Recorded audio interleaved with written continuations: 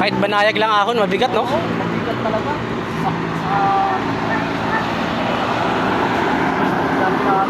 May edad na tayo.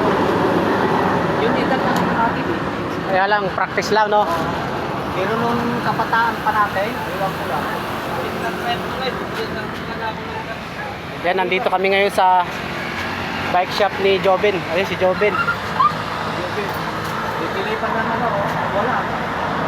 Siya ang tagagawa ng may sira, ano? Tay. Oo.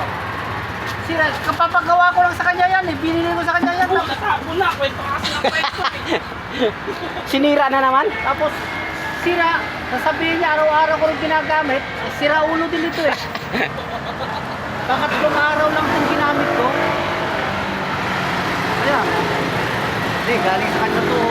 Binili ko sa kanya one time. Ano yung Jory? Oo, hindi. Video.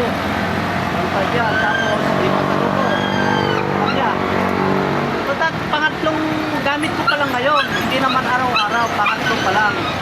So, sira na. Sabi ko, ang lakas naman ng ano nito. Lumalagitek. Pinakita ko sa kanya ngayon. Ayan. Bumili na naman ako ng bearing sa kanya. Bearing daw. Sabi, ay, pinipigyan mo ako ng mga sira-sira na ano. Pangatlong pa lang yan. Umakalog na yung bearing.